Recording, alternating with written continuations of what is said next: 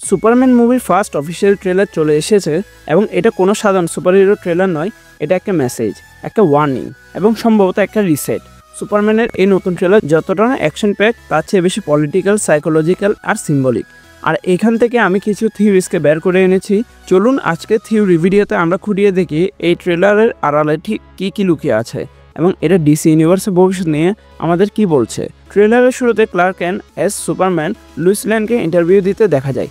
এই জায়গাটা খুব ইন্টারেস্টিং, কারণ এটা শুধু পরিচয়ের জায়গা নয়, বরং এক ধরনের ইনভার্সন। 1978 সালের সুপারম্যান মুভিতে যেখানে লুইস কিছুই জানতো না, এখানে সে অলরেডি জানে এবং এই জায়গা থেকে একটি নতুন প্যারালাল থিওরি শুরু হয়। এই সিনেমার মূল থিম হতে পারে ট্রান্সপারেন্সি ভার্সেস কন্ট্রোল। সুপারম্যান এখানে তার গোপন আইডেন্টিটি ফেলে দিয়ে সরাসরি মানবতার সামনে আসছে, কিন্তু এর ফলে সে রাজনৈতিকভাবে ভয়ঙ্কর একটি ফ্রিকশন তৈরি করছে, কারণ তার স্বাধীনতা মানে আমেরিকার আইনের বাইরের হস্তক্ষেপ।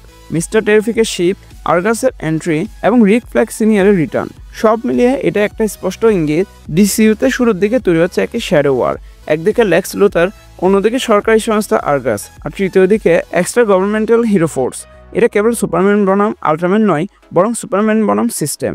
আল্ট্রাম্যান এখানে শুধু এক আল্টারনেটিভ ভার্সনের সুপারম্যান না, এটা সম্ভবত ডিসি এর মাল্টিভার্স ক্রাইসিসের সূচনা। দি ইঞ্জিনিয়ার আবার প্রতীকের দিক থেকে কৃত্রিম বুদ্ধিমত্তা ও মানবতার সংঘর্ষকে উপস্থাপন করছে।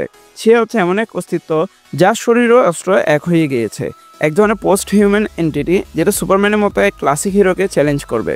মেটামরফো শুধু এক এলিমেন্টাল মিউটেন্ট না, বরং এখানে তার কাজ হচ্ছে সুপারম্যানের বিরুদ্ধে এক ধরনের জৈব অস্ত্র তৈরি করা। সে যেহেতু নিজের শরীরে ক্রিপ্টোনাইট তৈরি করতে পারে, এখানে আমাদের থিওরি হলো লেক্স লুথার মেটামরফোকে ব্যবহার করে বায়োক্রিপ্টোনাইট তৈরি করতে চাইছে, এক ধরনের এমন অস্ত্র যা সুপারম্যানের শক্তিকে শোষণ করে ফেলতে পারে এবং সুপারম্যানকে দুর্বলও করে ফেলতে পারে।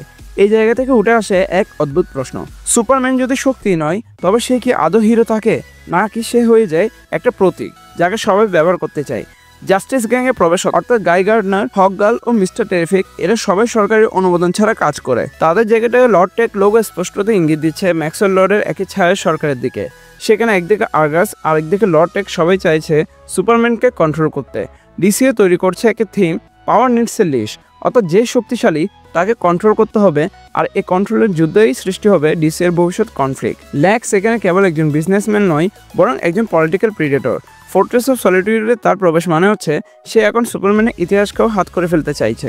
সে ভবিষ্যতে একজন ডার্ক লেক্স হয়ে উঠবে, যিনি ক্রিপ্টন প্রযুক্তি দিয়ে নিজেকে একটা নিউ এজ সুপারবিং বানাবে। সুপারম্যান যখন দুর্বল, তার পাশে কেবল একজন থাকে, ক্রিপ্টো। এই একমাত্র দৃশ্যে আমরা বুঝি মানবতা যখন মুখ ফিরিয়ে নেয়, তখন পশু বা প্রকৃতি হয় শেষ আশ্রয়। আর ক্লার্ক কেন্টের ফ্ল্যাশব্যাকগুলো বোঝায় এই লড়াইটা শুধু বাইরের না, ভিতরেরও। এই সিনেমা হতে আছে শুধুমাত্র সুপার হিরো অ্যাকশন নয়, একটা পলিটিক্যাল সাইকো ড্রামা, যেখানে প্রশ্ন থাকবে একজন হিরো কি আইন মানবে না মানবতাকে। আর ঠিক এই প্রশ্নটাই ডিসি এর ভবিষ্যৎ গঠন করবে। কমেন্টে বলো তোমার মতে কে হবে আসল ভিলেন, লেক্স লুথার, আল্ট্রাম্যান নাকি পুরো সিস্টেমে। ভিডিওটি ভালো লাগলে লাইক দিও, শেয়ার করো আর সাবস্ক্রাইব করে পাশে থেকো। আমি শীঘ্রই আসছি আরও একটা থিওরি ও ব্যাখ্যা নিয়ে। Thanks a lot for watching guys, দেখা হবে পরে কোনো ভিডিওতে।